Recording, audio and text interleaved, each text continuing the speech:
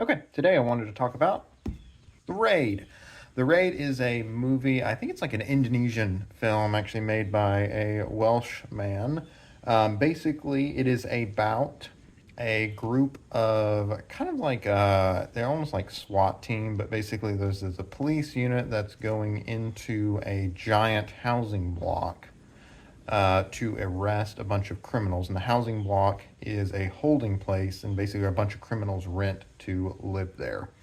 Let's see from there. So that's kind of the premise from there. They're going there to arrest the head bad guy, basically, our villain for the one of the villains for the movie, and something goes wrong.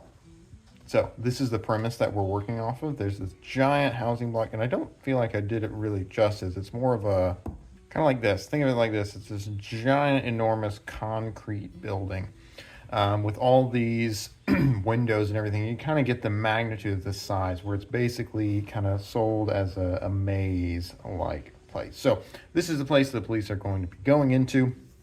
And this builds the premise. Because what we're trying to do here is we're looking at a great action movie and trying to figure out what makes it a great action movie.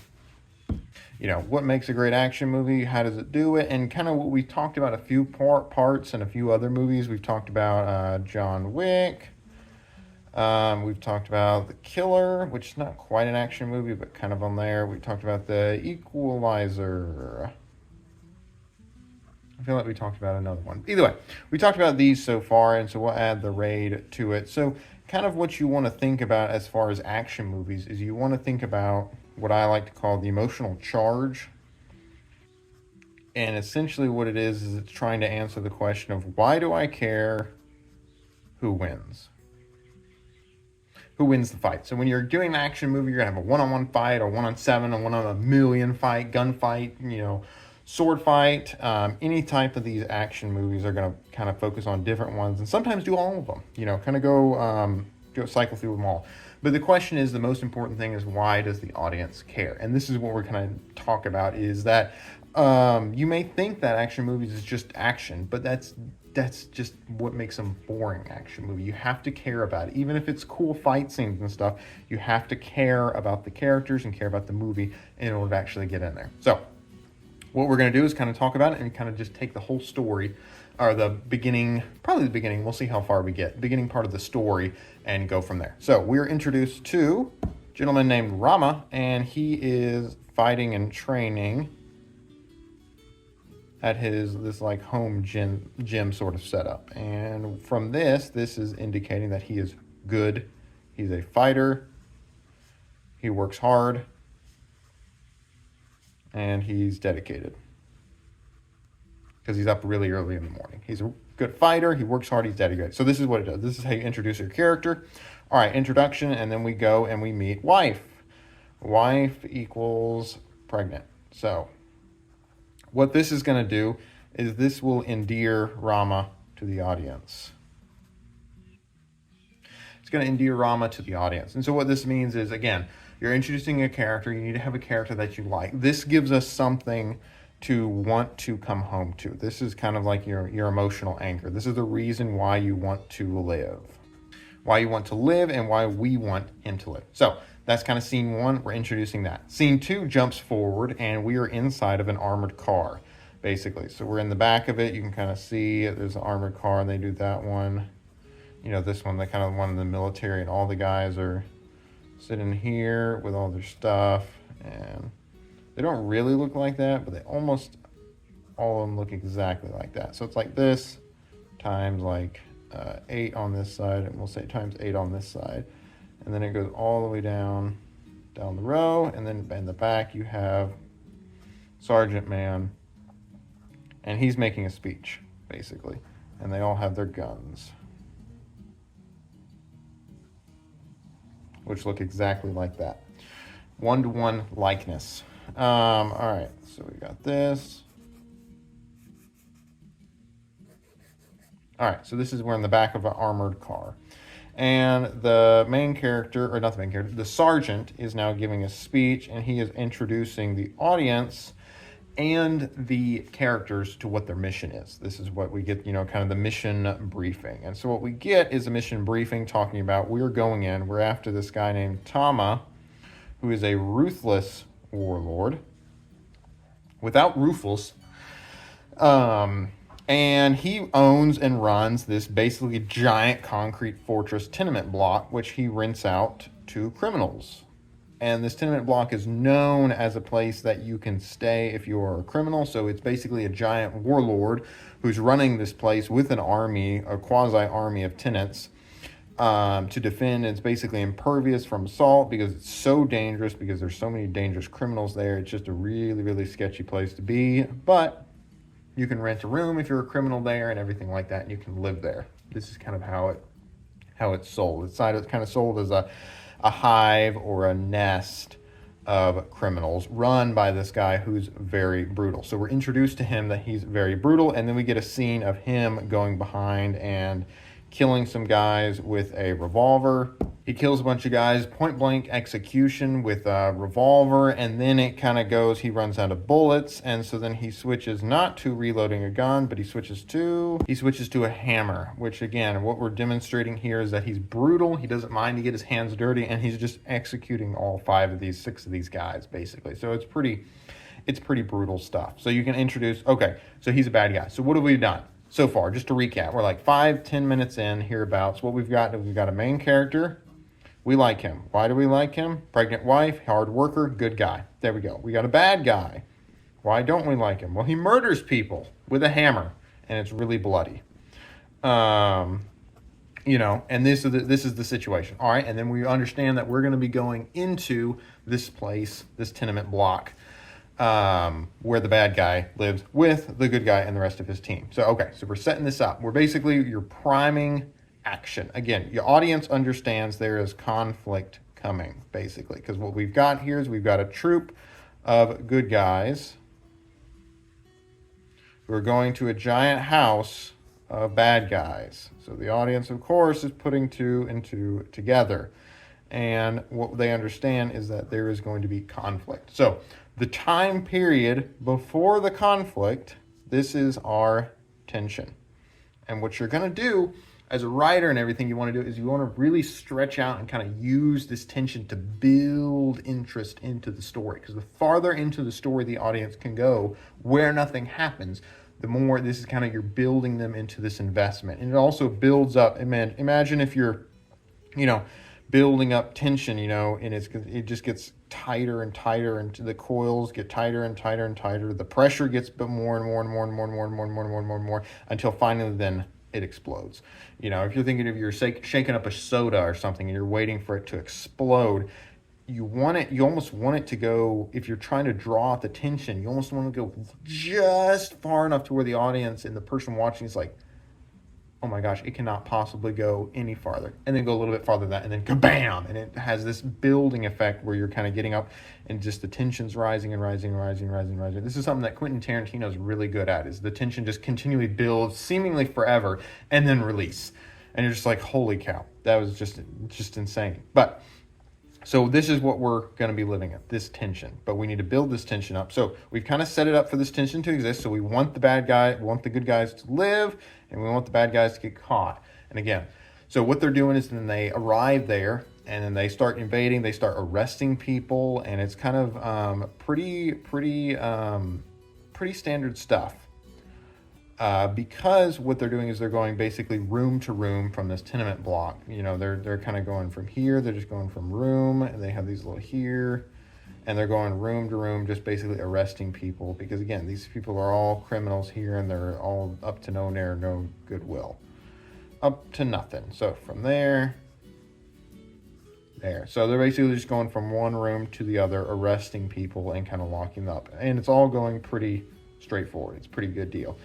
And then what you have, what I like to call a trip. All right, and a trip, I use that for, it's kind of just a loose term, but it's an action that starts a bad chain reaction. So usually what it is this is the what happens right before things get out of control.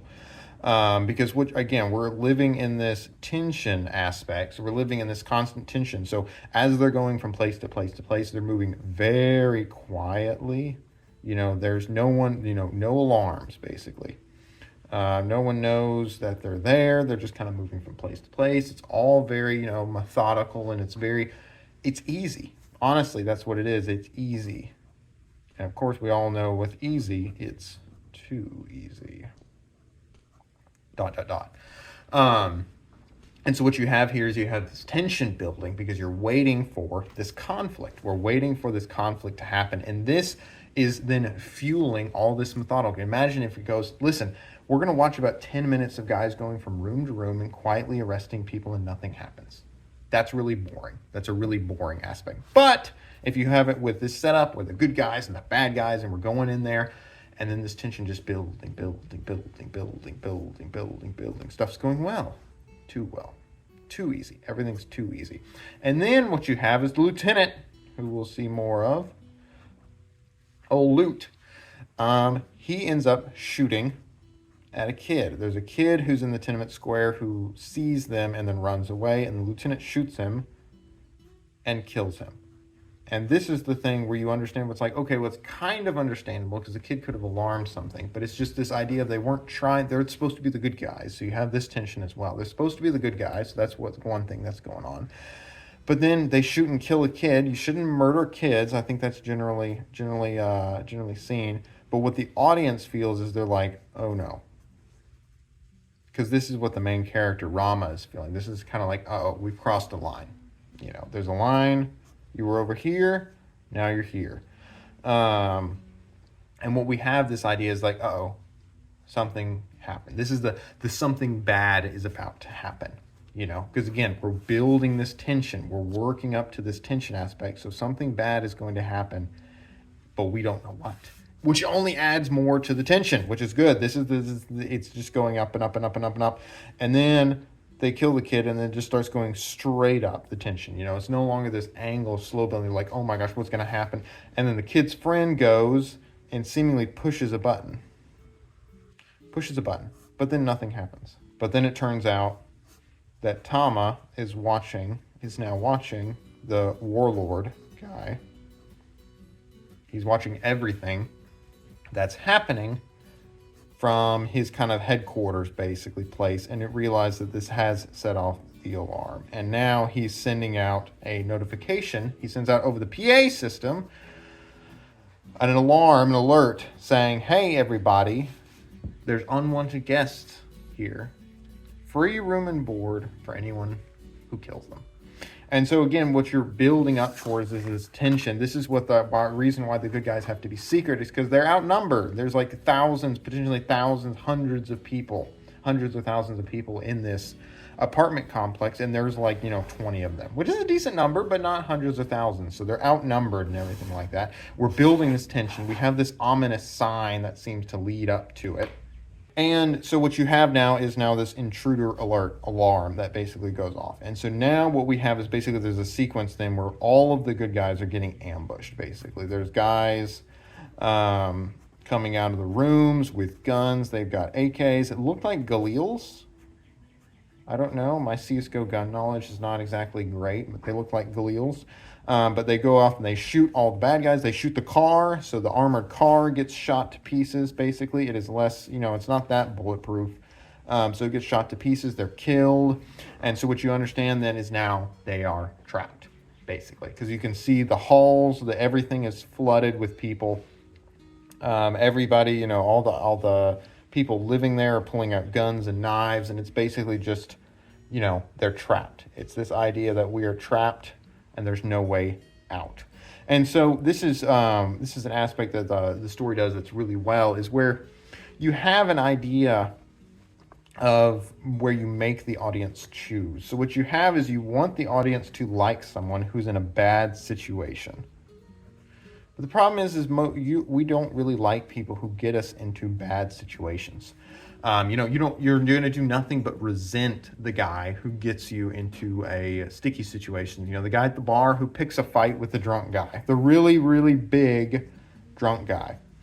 You're not going to be very happy with the guy who gets you there. But let's say you're with him and he's just another person in your group and he picks a fight, and then now you're stuck in a tenement square of concrete with a bunch of hardened criminals. So it's like, this is what you're trying to do, is you're trying to get the audience into this uncomfortable situation, but you're doing it slowly, leading them on. Again, we started with this guy that we really liked, we really liked him. He's a hard worker. He's a family man. He's going to be a dad. We want him to get out. That's the other thing. We want him to get out. They're trying to do the right thing, They're not accomplishing it necessarily, but they're really trying to do the right thing. And these guys are hardened criminals and, pretty vicious as far as murdering everybody and everything like that.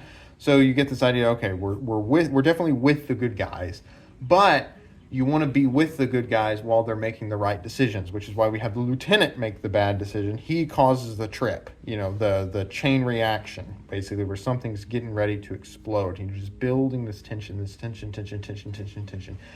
And then until you can have this moment where Tama, he announces over the PA system throughout this entire block, kill them all, basically. And then they understand how screwed they are. And then they start getting ambushed and gunned down, and everybody's getting killed, until you get to this point now where you're like 25 minutes in, and now they're stuck. And the audience is also stuck, because at this point you've pulled the audience into the story. They're in the story, so they need to watch and see how they get out. This is what you're trying to do. You're trying to get the audience in too deep, to now we got to figure out how they will get out.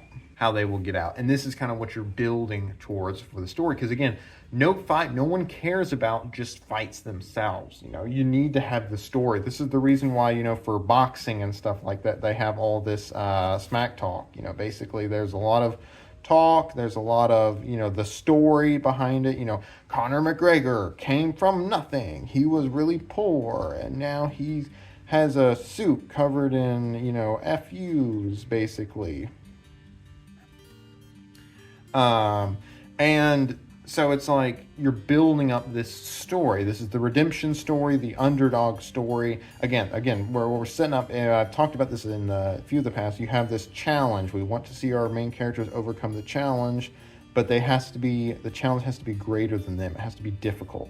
So what we've got here is we've got Rama that's fighting through these guys, and he's fighting, and it turns out all of his mates are getting killed, but it turns out he's able to fight, and he's just tearing through these guys. And this is where you get to the kind of the heart of the movie. This is ultimately a martial arts movie, an action movie, martial arts action movie. And so he's able to fight through. So you are getting these really cool fight scenes. There's one that's really great where they're kind of going up and down, different apartments, basically, where there's guys coming in. They're going in, they're getting busted down, the doors about to give in, and they go down through the next floor. So you have this horizontal fight where they're going up and down and left and right, and it's just adding to all this. Again, it's adding to this explosive powder keg where you're in too deep, and now you have to fight your way out. There's no way out, and you have this kind of combat scene. And it's something they did really, really good job of building up this aspect of this tension. This is the reason, why do we care who wins? This is what you have to answer. Any good action story is going to have this. We have this with John Wick. Why do we care why do we care about the dog? Oh, because his wife gave it to him. It was his last gift. This guy is just trying to pull his life together, and he finally has something go right for him, and then somebody takes that from him. Bam! We got to go after him. The Equalizer, you have these bullies who are just going through bullying one person after another. But then turns out they bully the wrong person. They get the wrong person. The killer, I don't know why I included that one, because that one's kind of different from the rest of them. And that was kind of the point of that movie, was to be different from that one. So, but yeah, I think that kind of covers most of it. I kind of just wanted to get into the ending, the beginning part, how do you pull the audience in? Because if you can get them 30 minutes in, this is kind of where you can continually add new stuff. And this is some aspect where it does really well. The story does good, is it never is just action. It's never just action from here out, basically. It's not just fight. There's always a motive from here. They go, and there's a guy that they kind of helped outside that he was kind of kind to, who then takes them in, the guy in room 726, I think it is, who then hides them from the machete gang, a gang full of guys with, you guessed it, machetes. And they're hiding from there, and then he goes and he finds his brother who's been working for Tama, and basically you're continually adding these other elements where you're kind of choosing the audience, to forcing them to choose a side, which causes them to get invested, which takes them to the next stage of the story and kind of gets deeper and deeper and deeper and deeper and deeper from there. And so this is kind of how you continually pull, you're continually pulling the audience through until they see the end of the story. Because again, you want them to stick through to the end, and that's how you get them to watch the full story from there. So yeah, I hope you guys enjoyed this one, and I will see you in the next one.